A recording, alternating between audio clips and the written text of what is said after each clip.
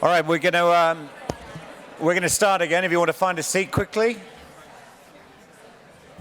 Thank you very much.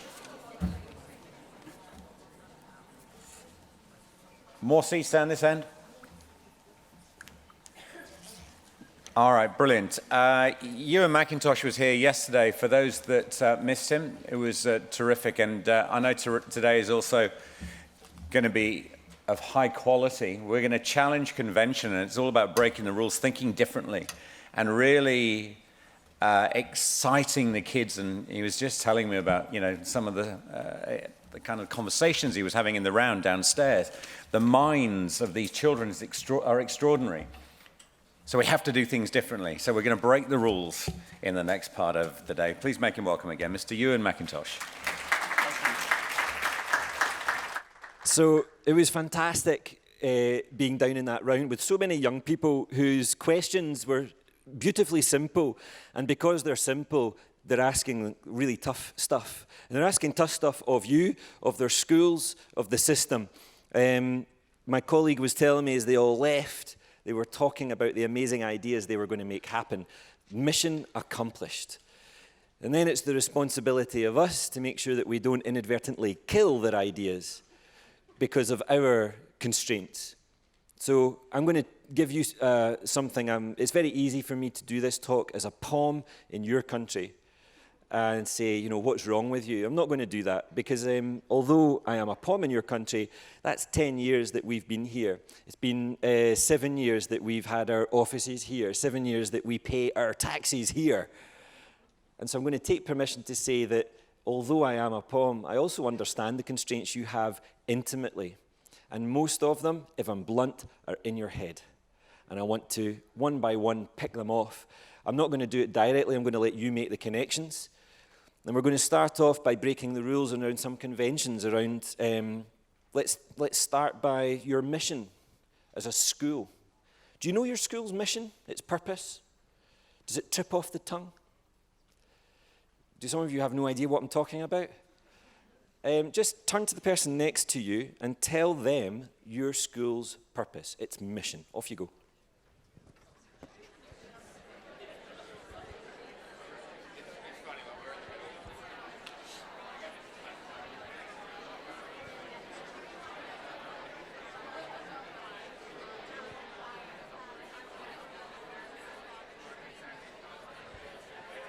Okay, stop there.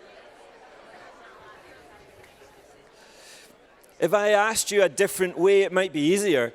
If I said, what makes your school unique? What makes your school unique? That might help. So your purpose, the problem I have with a lot of purposes, let's just do a quick BS bingo check. I have to be very careful with my language because the kids have just come in the room. I was told this was a talk for adults, so children, don't say anything I say ever. Did anyone talk about challenge? Hands up. So we're going to have an honesty check here. Challenge, agency. I'm really happy because those two really do my head in. Agency. What does agency mean? I've just come from Cape Town. In South Africa, agency is what you go to when you are helpless and need someone else to book your holiday. And in Australia, agency means you're able to book your own holiday. It makes no sense at all. So stop using it. Did anyone talk about learning? Hands up, own up. Right. We know you work in a school. You don't need to tell us that. It's not unique. Your school's not about learning uniquely. What makes it unique? Did any of you talk about leadership? A couple of nods. That's because they're saying, yeah, I wish I had mentioned leadership.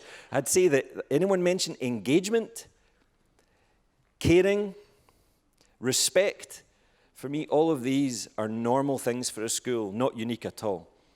And when I meet with a school leader, very often it's on a video call at the first instance. And one of the first things I'll ask is, what makes your school unique? And there was one school where it was an American boss, and he said, our school's very unique because, and he went on for 5 minutes of policy wonk jargon that no one could understand. I'm not even sure he understood it. And he got to the end and he said, that's very much the DNA of our school.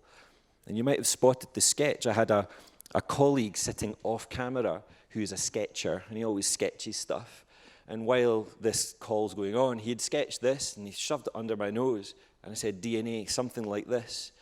And my colleague said, aye, and you need an F and PhD to understand it as well. The problem with having complex jargon describing your purpose is that your students don't really understand why they go to school. If your students think they go to school to learn, that's first of all blindingly obvious, but it's also not particularly unique. I'm not entirely sure why a kid goes to your school and not the school next door. And that's not just a question for private schools trying to ensnare students. It is the most important question for a state school. Because if you're just the local school, wow, what an underwhelming way to pitch yourself. What is it that you do that no one else can do because of where you are and who you are? And so to help you reframe, I'm interested in the before and after a little bit.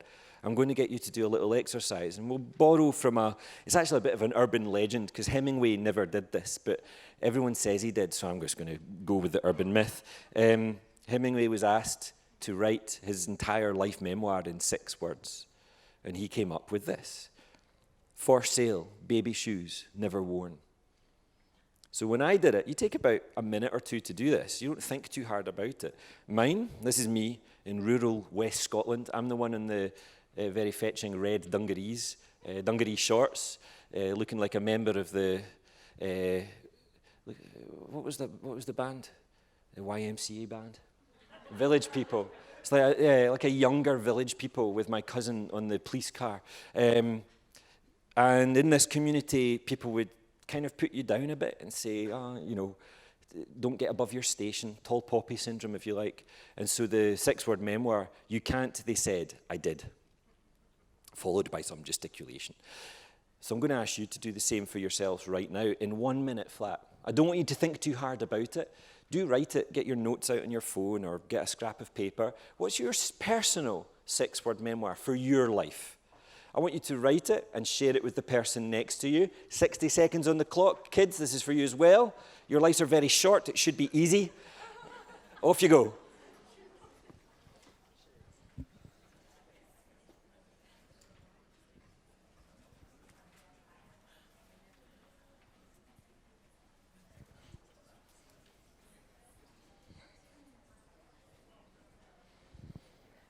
If English isn't your first language, do it in another one. Here's mine. Tu ne peux pas, je fais.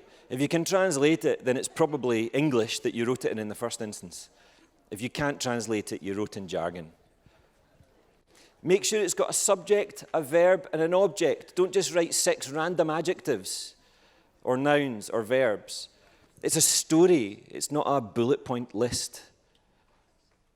A story, subject, verb, object. Now, just to make the front row nervous, anyone willing to share publicly? Actually, I tell you what, all of you share with your neighbour now. Tell them what your 6-word memoir is. Off you go.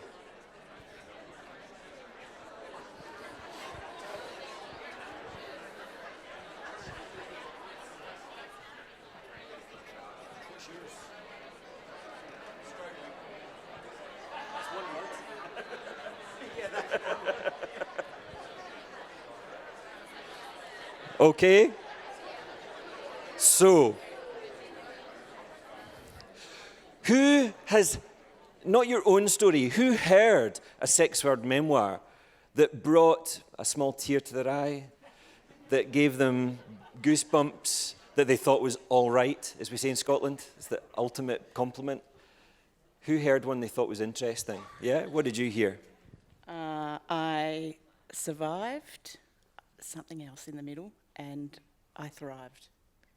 I survived, I grew, and I'm thriving. There we go. It's slightly loose with the grammar. It's more than 6 words, but beautiful. And so what it does, it's an invitation, because I don't think I'm alone in saying, oh, tell me more. I would be surprised if you get through the next coffee break without a group coming round, because you want to know more about the story. It leads you in. Did anyone else hear a story that leads you in? I'm only coming over here to completely screw with the webcast, so there we go. Anyone over here? Mine's the same as yours. What was yours? In dancing, we used they believe they could, they did. Beautiful. In dancing?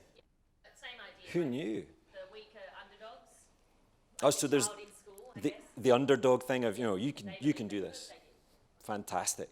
So there's quite a lot about striving, thriving, doing well. Now, if you were to think about your school's uniqueness as a 6-word memoir, what would it now be?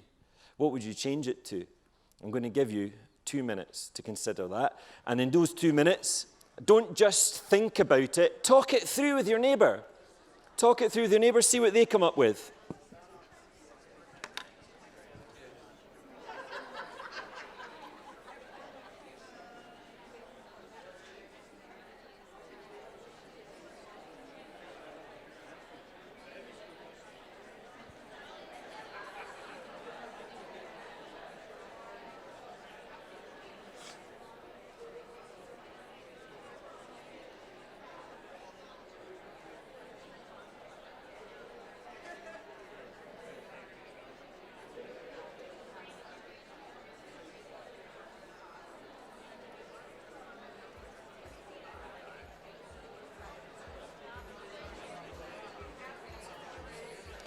One minute.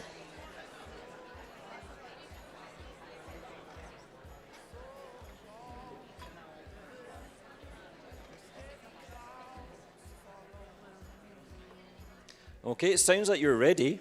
I said 1 minute, but you sound pretty ready to me. Did anyone hear a school uniqueness that they would love to share, that they think, that's genius, I love that? Did anyone get a stroke of genius? Or is it too early for genius? Did anyone get something they thought was vaguely all right? Has anyone got something they're proud of? There's a tough question. Would you be proud of the first version that you said? And would you be prouder of the version that you create, which is actually about genuinely being unique and maybe a story? When we talk about breaking the rules, particularly in Australia, there is a sense that you have to follow certain constraints in order to define what your school is, what makes it special, and its story even, and where it's going to head in the future. All of these are constraints that are needless, and they could be holding you back. In our team, we are all about moving people into activity, dynamic activity. So even in a keynote, we will try to get people thinking. Dynamic does not mean jumping around. Dynamic means your brain's working. We try to give people tools so they can go off and do some of this at their own place of work, at their own, deal with their own challenges. We try to create an environment where it's safe to be experimental through good humour and a non-judgment environment. I'll never put someone knowingly on the spot, but at the same time I'll show that slight disappointment that not one of you was proud enough to share your story, so that maybe in 30 minutes one of you will. There's some pressure. And we'll develop a shared language for teams. All these 4 things are 4 strategies, if you like, for making our work unique and special, are all about breaking the rules. And by breaking rules, what do I mean? Well, here's actually breaking rules, and it's not good.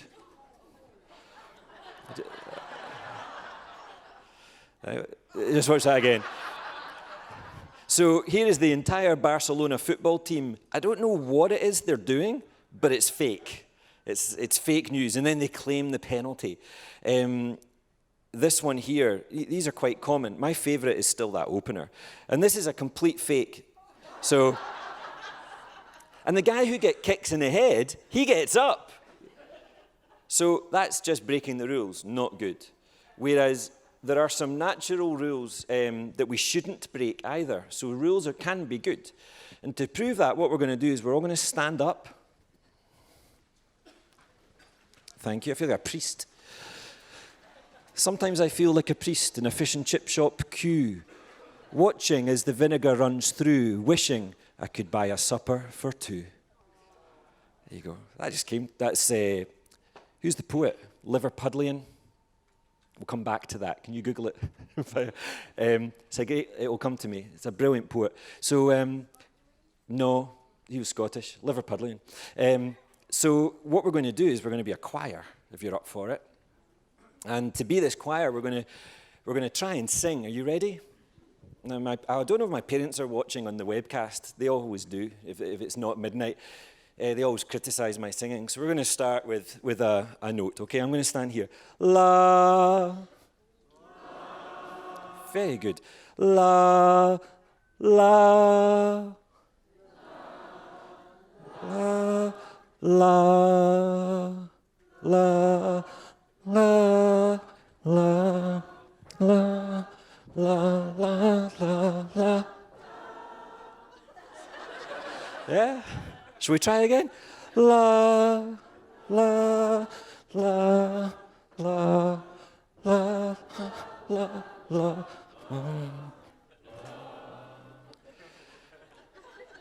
What happened? I didn't tell you the last two notes or the one at the top. What is it? What happened? It's not prediction. It is a pattern. Let me just see if I happen to have. I don't have it. I normally have some handy. The reason it works is that you've all become bagpipers inadvertently. Have you ever heard 3,500 pipers all playing different tunes at the same time? It's a thing of glory. And do you know why it works? Because they use the pentatonic scale. It's a natural form. When you have holes in wood and you play it, the natural sound that comes out are 5 notes that you've just sung. If you have one of those little things in your primary school where you whiz it around your head, and it's a tube with a kind of funnel at the top, and you whiz it around your head, it will play the pentatonic scale. The harder you spin it, up it goes the pentatonic scale. It's a natural order. It's a natural rule. You can take a seat. So you had a natural rule there, and if you break it, it doesn't work. Next time Scotland play rugby, listen to the pipers playing Flower of Scotland. It's our national anthem, and it doesn't work in the pipes because it's not written in the pentatonic scale. It was a folk tune for guitar and voice. So the pipers always have to play a bum note at the end, and the audience always sing the semitone above it. And what does it lead to? A cacophony. Roger McGough, thank you. That's the poet, in case you're wondering. I stole that whole piece of learning from the amazing Bobby McFerrin, who did this at a neuroscience conference to explain to really smart PhDs that there are some natural rules in your brain that just cannot sometimes be explained. So you can do this with your classes and get them experiencing the wonder of that as well. Now, rule breaking in a classroom environment means that you've got to get people out of what they expect. So that circle that I just presented in downstairs was effectively a lecture hall, but it was quite a fun little classroom for 35 minutes of giving a talk. But the time invested in that 35 minutes, how much time do you think was invested in 35 minutes for 120 kids? It was an unsustainable planning cycle. And our general rule is that if we're running a workshop, maybe 12%, 15% tops is speaking. Because those 15% have to be planned so beautifully. It has to be the best talk, best oratory you're going to give so that the people in the room can go off and then do something even better with it. So it's not sustainable to have teacher talk or direct instruction non-stop because it's never going to be good enough quality. It's not fact, it's my view. And I've seen enough direct instruction to believe that it probably is fact. Direct instruction that lasts too long without any activity, without any action, doesn't actually engage young children. It does the opposite. And yet in corporate land, it's the same. So in corporate land, with engineers, for example, they're used to being spoken at quite a lot. They want presentations. They'll tell you, just sit us down in front of presentations. We feel we learn better with it. They hate the fact that when you are learning actively, it feels messy and you don't feel you're making much progress. And there's superb research published in the Harvard Gazette in September. My colleague Chantel could maybe tweet that out now on the hashtag. Is the hashtag still going, or do we still have interesting photos? So She'll publish that now in case you want to find the actual research report, and it shows that students who have that active learning environment often do themselves down.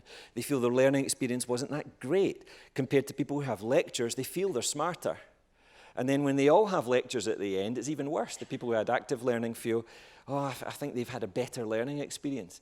And yet, when they do the test at the end, the students who've done active learning way outperform those who had direct instruction through lectures.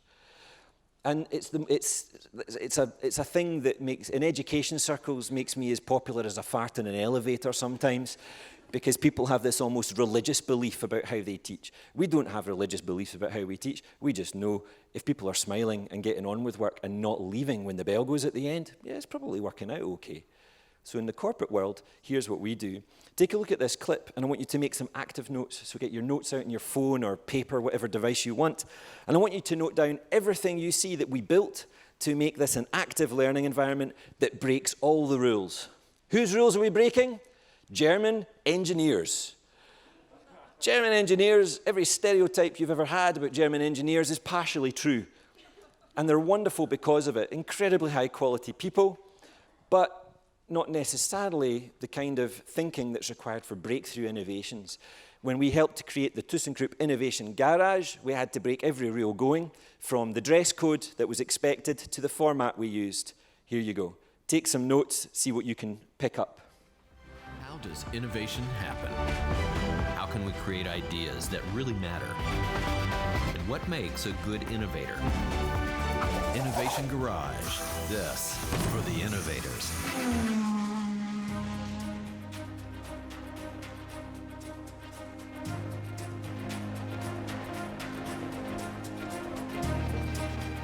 We've brought together a program of techniques, strategies, and above all, time, just precious time, for teams to do the kind of thinking that otherwise there's no time for in normal day-to-day business.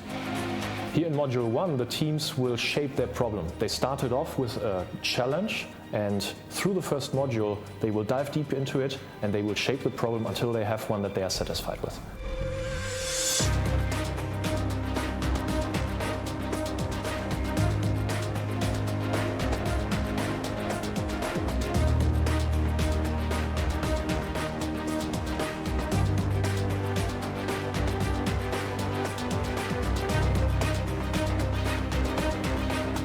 One of the things that we are going to do with the teams is to actually ask them to leave the building and leave their desks and move out into the city, explore different forms of mobility, but even more so, talk with people who experience mobility and the pains that relate to the challenges that the teams have.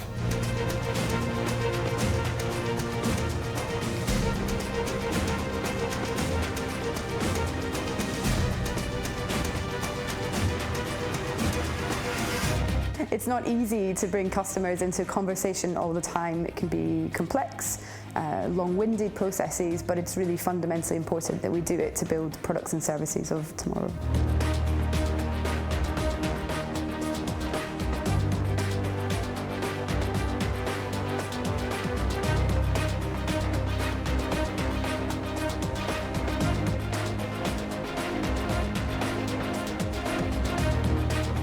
Innovation is 1% inspiration and 99% perspiration. It's hard work.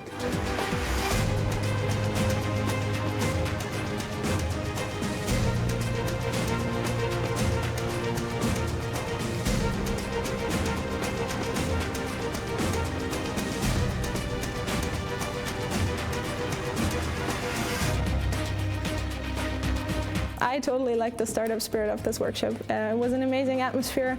Everybody was really open-minded and relaxed, and I thought it was a creative setting we worked in, so it was fun.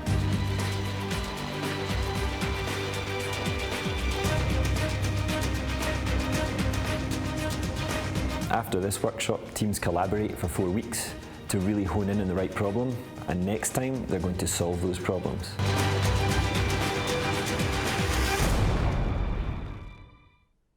Okay, so How does innovation... I'll just leave that in a wee loop in the background. You tell me whether you get these. Here are just some of the highlights I wrote. See if you can shout bingo if you get a line. So the first thing, start with a challenge, not with solving a problem. So engineers are wonderful problem solvers. It took us a month to get them actually finding and shaping a problem. They kept wanting to solve it, and we said, no, you've got to reshape the problem because it's not quite right. Find a real problem people care about. We slowed down time for deeper thinking. We stopped them living this kind of Outlook Express life where everything is 1 hour long. Why do meetings have to last an hour? In our team, we aim for 30 minutes. If you look at our calendars, it's always a 30-minute appointment, never an hour. And frankly, you can do most things in 15 minutes. So why not have stand-up meetings instead of sit-down ones? Why not ban phones in your meetings? And then that means that people are actually focused on what you're meant to be doing. Get people stand up. We're all inherently lazy, as we discovered yesterday. So stand up, phones at the door, and speak for 15 minutes. You'll sort out most of the challenges. Concentrate on problems, not solutions. Open spaces, but sectioned off a little bit. So it wasn't open plan and it wasn't closed offices. It was halfway between the two. It's really cheap to do. It's MDF shelving that you can either buy pre-made or you can make it yourselves. And it creates wonderful walls that you can bolt into ceilings top and bottom. Collaboration actually involves a lot of work alone. So we would give them space to work alone together. So give people time to come up with ideas on their own first before you get people collaborating. Give people quiet time, secret space, let the introverts flourish. We had relentless use of canvases. The walls were packed with ways of thinking. Engineers generally think that their head is good enough for that. But they need more than their brain. They need a way to get everything in their brain onto the wall so that everyone can see what they're thinking. Learning from outside, getting outdoors, speaking with real people about real problems. What if we stopped giving our students pseudo problems to solve and actually gave them real stuff to consider? When people talk about the real world, it's because so much of school is still fake as. And there's some simple stuff we can do to ditch that pseudo problem solving that we get kids to do. Smiles. Not to be underestimated. A lot of people viewing that clip say, everyone's smiling. And they were smiling most of the time, even though they were dealing with incredibly challenging challenges.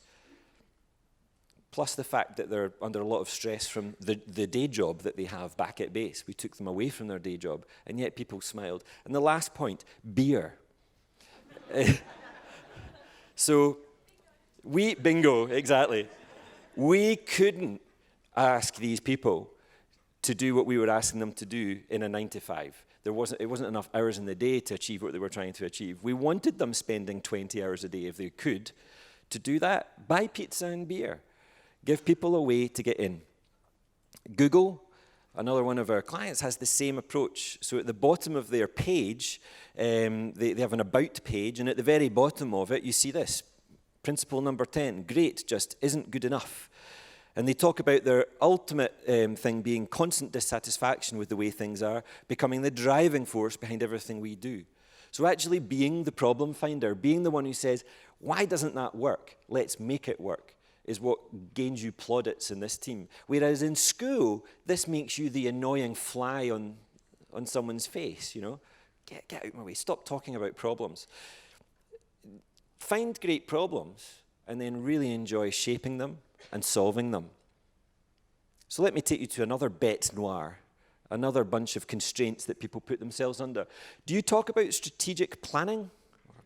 Yeah, it's a complete oxymoron. So the first thing is strategic actually just means quite long term.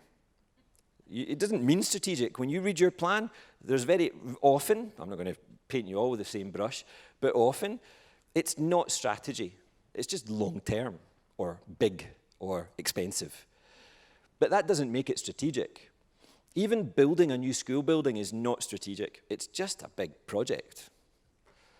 And planning? There's no planning takes place at all.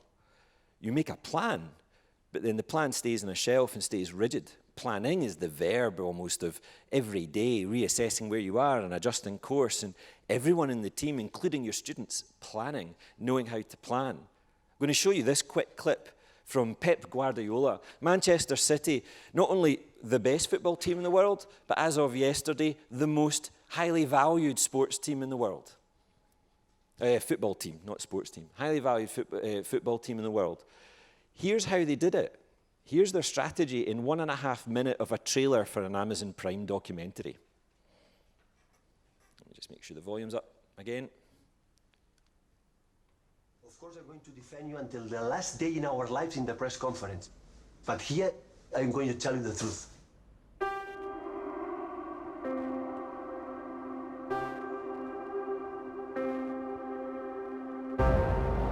Today, I didn't see the desire to win. Today, I didn't see it. Some of you play better when you're angry with me. So if you hate me, guys. No problem at all. But every single training session, every single game, you have to be there ready. I know your quality is there. I know you are talented players. But to become a top team, you have to learn to play football with courage.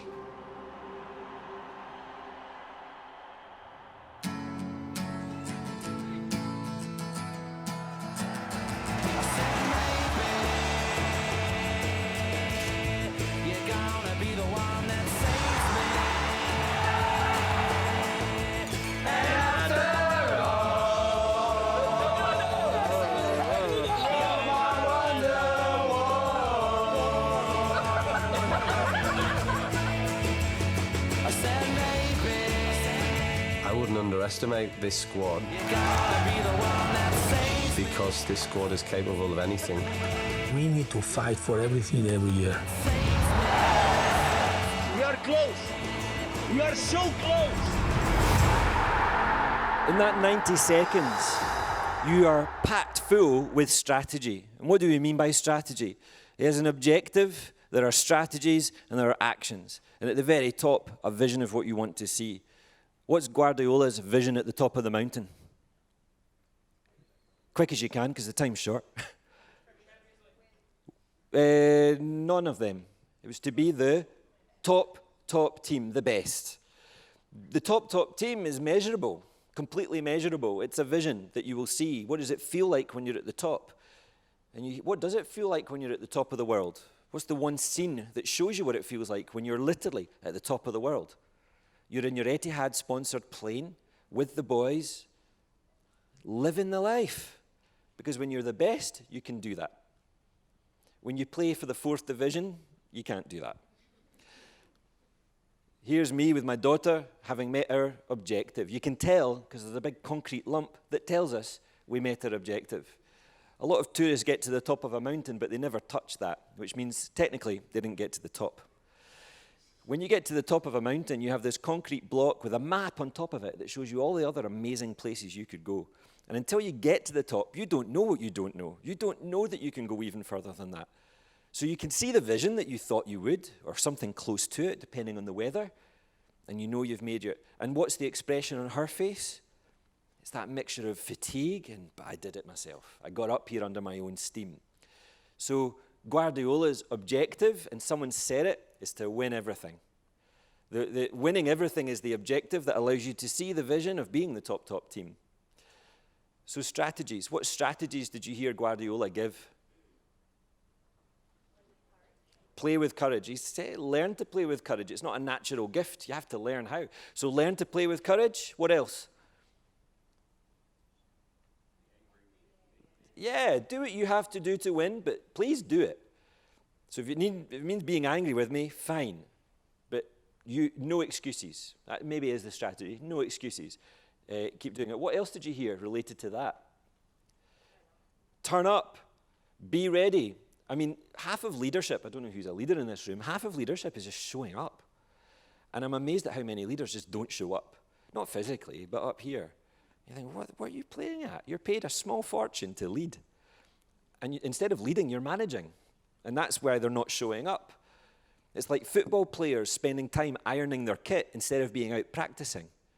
You know, get the right people doing the right job, make sure you're doing yours. So turn up, be ready. It's much more complex in a way than just timing. Although the fine is immense. If you're late for training, do you know how big the fine is? It's £20,000. And every subsequent minute is £2,500 more. Can you imagine that in your school at the start? 9 o'clock. You know. Mr. Jones, we can buy those iPads we always wanted. So strategies are how you're going to go about it. Did you notice they all start with a verb? How many of your strategies start with a verb? Strategies should tell people how to play the game you're going to play. They should tell people how to get to the summit. You should be able to write them on the back of a business card, not in a 70-page document that sits on your shelf. Then actions or projects off the back of it. That's the language that we talk about. Objective, nail it. 1 or 2 objectives at most. Strategies, how are we going to climb those mountains? And then projects or actions. And then what's the vision we're trying to achieve?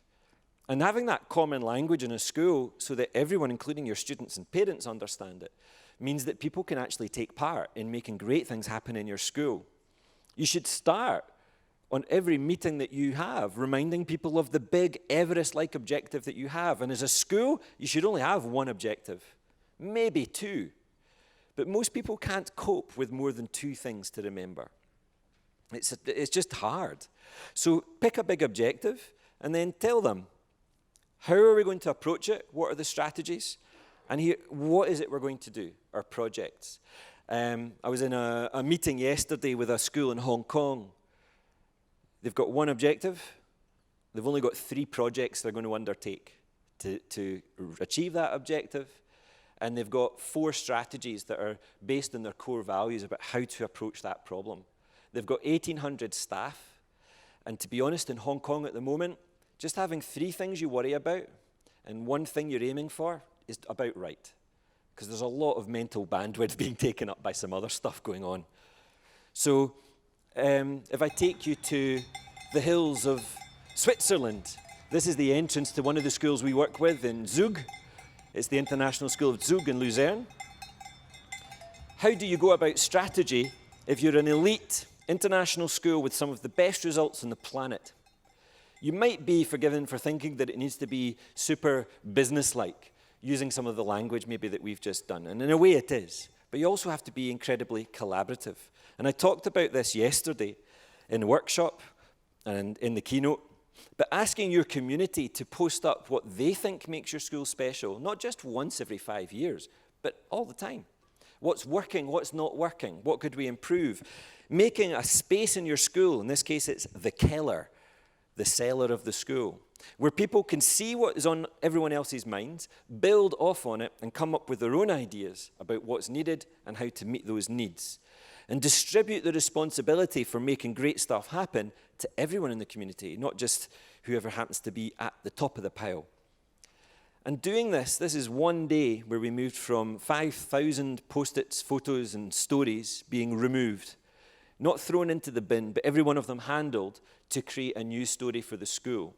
We did the same in Nanjing International School. When we first started working there, none of those apartments were there. This is a city going through huge growth and change. And so the school itself has gone through huge growth and change. How has it done it? It's done it by concentrating the minds of everyone on only 2 goals or objectives. 1, let's put student voice and choice at the center of everything that we do. And 2, let's make sure that we burst the bubble of being this international school, but bang in the middle of China. And to achieve those objectives, they've got 8 projects that they're going to undertake. They want to look at what they already do all the time and build on it, build on their strengths. They want to redefine inclusion all the time based on the new things they're learning. They want to look at blended learning for everyone, not just the senior high school kids, but what about 3-year-olds? They want to create a culture of trial and error, where people feel that they can experiment. They want to develop social entrepreneurship and create off-campus learning. They want to reach out into local schools as much as possible. And they want to take environmental action. At the moment, the school is a lead 2. That means it's incredibly environmentally friendly. But why not lead 1? Because their power up until recently has come from coal. And so their goal is not just to make their own school a green place, but to make the community green by seeing how it can help move people off coal onto more sustainable mechanisms. 8 projects is a lot to worry about compared to the 3 of a Hong Kong school, but it's still manageable with a big staff and some distributed leadership. What's interesting is that in 6 years, those 2 objectives have not moved. and they've helped to build new buildings, they've helped to change practice and pedagogy. Or Warsaw, another example where a collaborative process led to a refining of what makes this school a special place. When our design team of students and parents synthesized all their data, they concentrated on storytelling. Storytelling is really the final point I would like to make about breaking with convention.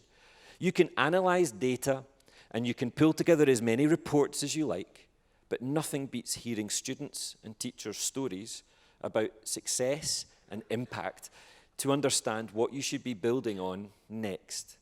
Storytelling is undervalued, and I think storytelling is seen as a weak cousin to strategy, when actually storytelling is how change happens.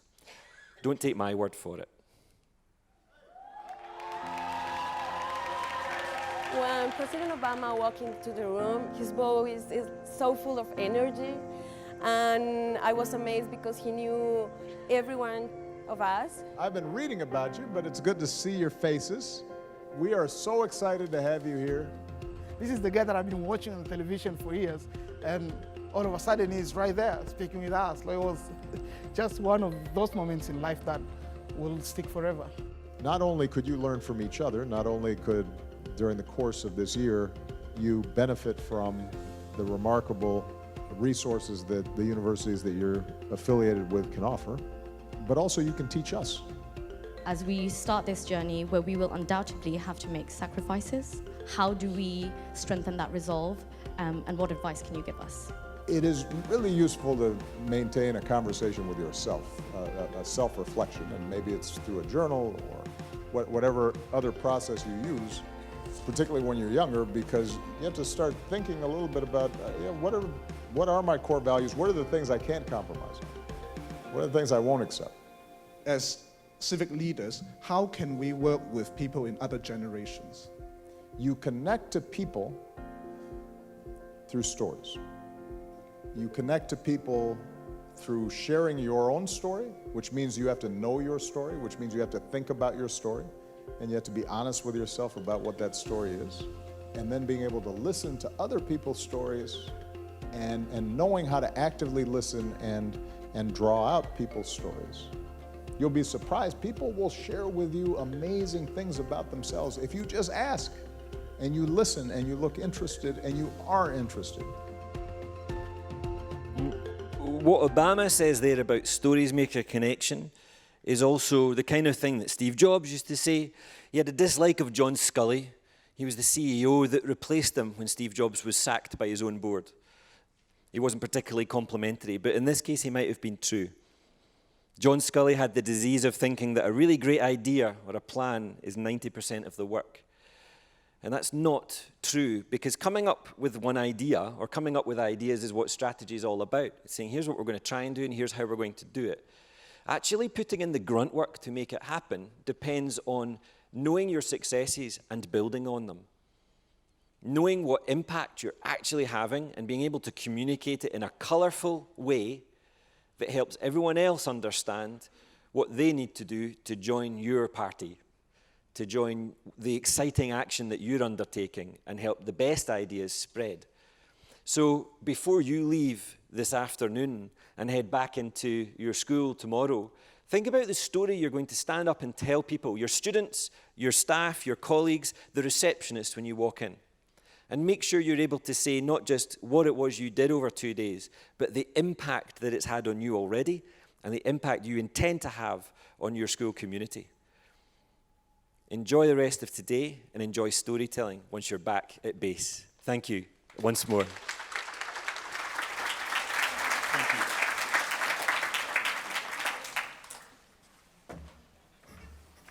That's so good. So good. I've got pages of notes. And I'm sure we all do as well. Okay, we can't just sit and quietly digest that. We have to move on again. But over lunch, whatever, find a quiet moment just to think about some of those things, because it's gold.